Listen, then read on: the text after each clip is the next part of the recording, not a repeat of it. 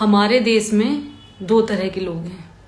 एक ऐसे जैसे हमारे फौजी भाई जो बॉर्डर पे खड़े हैं, जो अपनी जान की बाजी लगाए हैं, जिनकी पत्नियां कहीं और हैं, बच्चे कहीं और हैं, बूढ़े माँ बाप कहीं और हैं, और वो फौजी जो 20-20, 22-22 साल के जवान लड़के हैं जवान पे खड़े हैं। एक भाई तो मेरे साथ छुट्टी जा रहा था, मैं घर छुट्टी जा रही थी तो ट्रेन में वो फौजी भाई भी था। आप यकीन नहीं मानोगे, जैसे मेरे गाल है ना, ये भाई के उसके फौजी के गाल यहाँ से फटे हुए थे, उनमें हल्का हल्का ब्लड आ रहा था, ठीक है। हाथ मैंने पूछा मैं भाई इतना क्यों?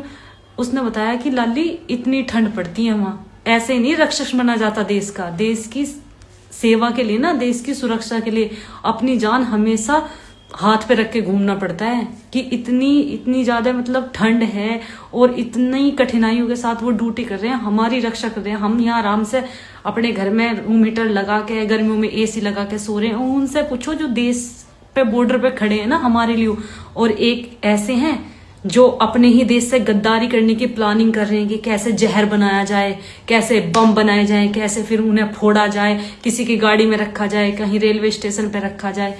यार एक बात बताओ, तुम कैसे इंसान हो? वे भी तो इंसान हैं जो अपना घर परिवार सब कुछ छोड़ के बॉर्डर पे लड़ रहे हैं हमारे लिए, और तुम घर बैठे हो और तुम्हारे दिमाग में ये चीज आ रही कि कैसे देश को खत्म किया जाए, कैसे हिंदुस्तान का बिल्कुल नाश कर दिया जाए, कैसे जनता को मारा जाए। ये नई नई तरकीबें तुम्हें सोच रहे हो। आदमी नाम पे, इंसान नाम पे कलंक हो तुम, ठीक है। अगर तुम किसी की जिंदगी उसे दे नहीं सकते ना, तो लोगों की जिंदगी लेने का आपको कोई हक नहीं है। और तुम ऐसे ऐसे काम कर रहे हो। अभी 2-3 लोग पकड़े भी गए हैं, 2-3 डॉक्टर्स लोग पकड़े गए हैं। कोई कुछ बना रहा, कोई खांसी की दवा में जहर मिला रहा, कोई नहीं। यार तुम नो सोचो, एक उस माँ से पूछो जिसका वो बच्चा है, जिसे कुछ हो जाएगा उस पर क्या बीतेगी।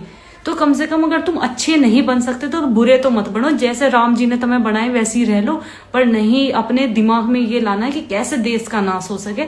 जो अपने देश का नहीं हो ना, जो अपने वतन का नहीं है, जिसने उसे जगह दी है, जिसने उसे अपने में संभाल रखा है, जिस भारत माँ ने उसे अपनी कोख दी है, उसमें सुरक्षित हो तुम, जिस उस देश के नहीं हो ना, जिसका तुम अन्न खा रहे हो, तुम फिर कहीं के और किसी के नहीं हो सकते।